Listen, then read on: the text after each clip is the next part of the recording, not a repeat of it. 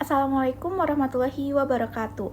Perkenalkan, nama saya Diah Ayu Anggreni dengan NPM 2301102101162 dari Perikanan C 2021. Pada kesempatan kali ini, saya akan membahas mengenai pola rekrutmen ikan lemuru atau ikan Catadromus di perairan Selat Sunda. Baik, selanjutnya saya akan membahas pendahuluan. Pola rekrutmen pada ikan adalah proses masuknya individu baru ke dalam suatu populasi. Rekrutmen ikan dapat terjadi melalui reproduksi atau migrasi individu baru ke dalam populasi tersebut. Nah, rekrutmen ikan ini sangat penting karena dapat memberikan informasi stok ikan pada kondisi tertentu,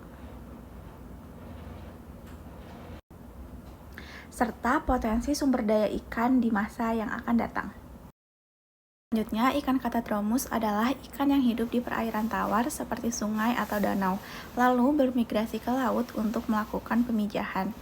Nah, setelah itu, ikan Catadromus akan kembali lagi ke perairan tawar untuk melanjutkan siklus hidupnya. Salah satu contoh dari ikan Catadromus adalah ikan lemuru. Ikan lemuru merupakan salah satu jenis ikan pelagis kecil dari famili Clupeidae yang memiliki nilai produksi yang tinggi. Ikan lemuru ini adalah salah satu target tangkapan nelayan yang didaratkan di perairan Selat Sunda, yaitu tepatnya pada Pelabuhan Perikanan Pantai atau PPP Labuan Banten. Perairan Selat Sunda yang berbatasan dengan Samudra Hindia dan Laut Jawa memiliki potensi sumber daya ikan pelagis yang cukup tinggi. Salah satunya adalah ikan yang termasuk ke dalam famili Clupeidae, yaitu ikan lemuru. Tujuan dari penelitian ini adalah untuk menganalisis kondisi biologis ikan lemuru di perairan Selat Sunda yang meliputi aspek pola rekrutmen ikan lemuru. Selanjutnya, saya akan membahas metode penelitian dari penelitian ini. Nah, ikan lemuru yang digunakan untuk penelitian ini berasal dari hasil tangkapan nelayan di perairan Selat Sunda yang didaratkan di Pelabuhan Perikanan Pantai PPP Labuan Banten. Nah, jumlah ikan contoh yang diambil ini sebanyak 527 ekor ikan jantan dan 245 ekor ikan betina. Data yang dikumpulkan berupa data primer yang diperoleh dengan pengambilan contoh ikan menggunakan teknik penarikan contoh acak berlapis atau stratified random sampling. Selanjutnya, data sekunder yang diperoleh yaitu dari laporan tahunan statistik perikanan tangkap PPP Labuan, serta berasal dari Dinas Kelautan dan Perikanan Kabupaten Pandeglang, Banten tahun 2009 sampai 2013.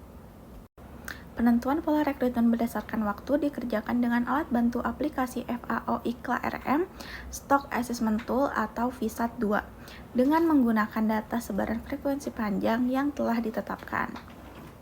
Perhitungan ini meliputi pendugaan seluruh data sebaran frekuensi panjang ke dalam skala waktu 1 tahun berdasarkan model pertumbuhan Forbertalan-V yang menggunakan prosedur NORM-SEP atau Normal Separation.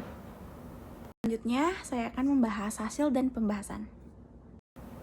Hasil analisis dugaan pola rekrutmen ikan lemuru selama 1 tahun disajikan pada grafik tersebut. Berdasarkan grafik tersebut, dapat diketahui bahwa pola rekrutmen ikan lemuru di perairan Selat Sunda terjadi sepanjang tahun, dari bulan Januari sampai Desember, dengan puncak rekrutmen terjadi pada bulan Maret dan Juli, yaitu sebesar 11,64% dan 13,67%. Nah, hal ini diduga sejalan dengan musim pemijahan ikan lemuru, sehingga banyak individu baru yang masuk ke dalam perairan.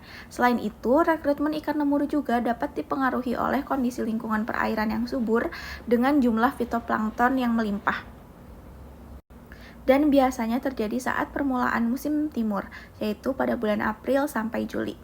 Penentu besarnya rekrutmen adalah jumlah induk yang siap memijah dan mortalitas pada rentang waktu antara pemijahan dengan ikan, sehingga mencapai ukuran stok.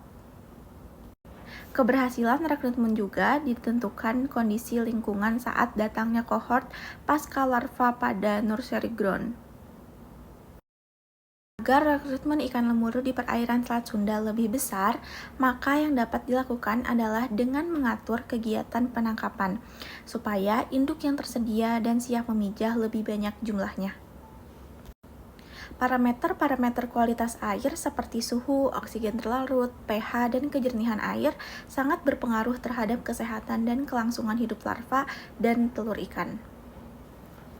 Perubahan dalam parameter-parameter ini dapat memengaruhi tingkat kelulusan dan keberhasilan reproduksi ikan.